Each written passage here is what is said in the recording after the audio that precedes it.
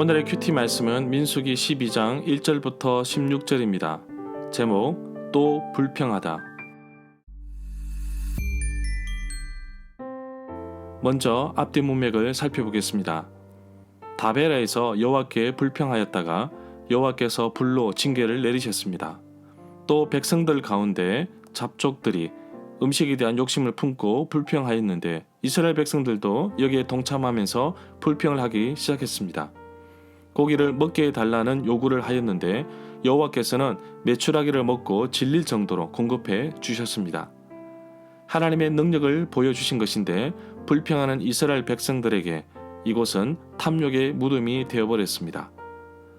이스라엘 백성들의 세 번째 불평은 지도자들에게서 나타난 불평이었습니다. 문단을 나눠보겠습니다. 1절부터 9절은 미리암과 아론의 불평, 10절부터 16절은 미리암과 아론의 심판. 1절에 보면 미리암과 아론이 모세가 구스 여자를 데리고 와 아내로 맞은 것에 대해 비방을 하기 시작했습니다. 미리암은 모세의 누이이며 아론은 모세의 형입니다. 구스는 에디오피아를 의미합니다. 성경 연구가들은 하박국 3장 7절을 가지고 여기에 나오는 구스 여인의 고향은 우리가 흔히 아는 에디오피아로 보기 힘들고 오히려 모세의 아내 십보라의 출신 종족이었던 미디안과 이웃하고 있던 구산에서 찾아와 볼 수 있었다고 합니다. 미리암과 아론이 비난하였는데 비난하다라는 히브리 말은 여성 단수 형태입니다. 마치 미리암이 혼자서 독백하고 있는 것처럼 기록하고 있습니다. 미리암은 우리가 잘 아는 대로 모세의 누이이면서 선지자입니다. 홍해를 건너고 나서 여인들과 소고를 치며 찬송하였던 사람입니다. 모세와 함께 이스라엘의 지도자로 아론과 함께 중요한 위치에 서 있던 사람입니다. 미가 6장 4절에 보면 여호와께서 이스라엘 백성들을 속량하기 위해 모세와 아론과 미리암을 보내었다고 기록하고 있습니다. 그만큼 미리암도 백성들에게 깊은 영향력을 끼친 사람입니다.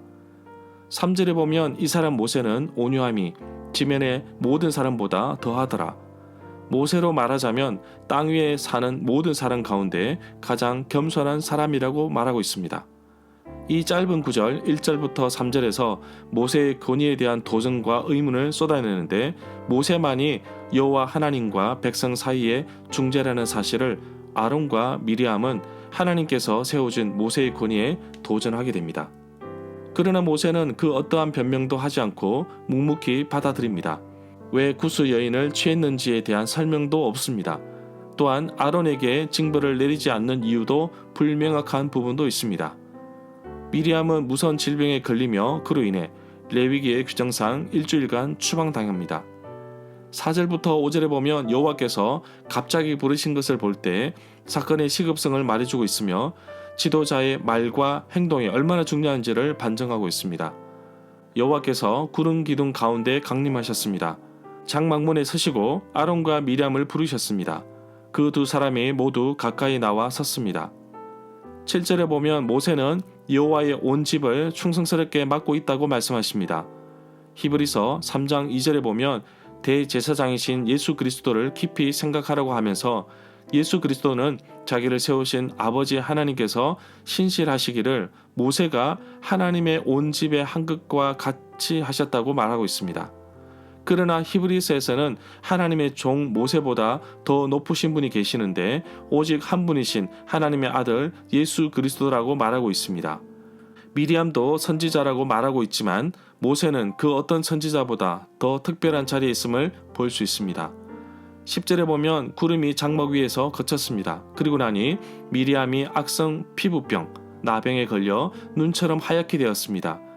아론이 미리암에게 다가갔습니다. 자세히 살펴보니 미리암은 악성 피부병에 걸려 있던 것입니다. 제사장인 아론이 악성 피부병을 진단해야 하기에 아론이 직접 관찰한 결과 나병임을 판명되었습니다. 규례대로 미리암은 진 밖으로 나가야 합니다. 13절부터 16절에 보면 모세가 여호와께 미리암을 고쳐달라고 간구하였습니다. 미리암이 진 밖에서 7일 동안 머물러 했던 규례는 레위기 14장 1절부터 9절에 나옵니다. 나병에 대한 규정인데 병이 나았다고 해서 진으로 들어오는 것이 아니라 자신의 함부를 제사장에게 보여 진찰을 받고 정결하다는 판단을 받으면 의식을 통해서 들어올 수 있습니다. 미리암이 돌아온 뒤 백성들이 하세롯을 떠나서 바란 광야에 이르러 진을 쳤습니다.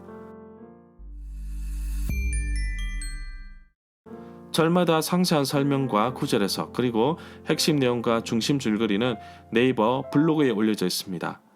내게 주시는 교훈입니다. 리더십의 불평은 파급 효과가 크기 때문에 더욱더 조심해야 합니다.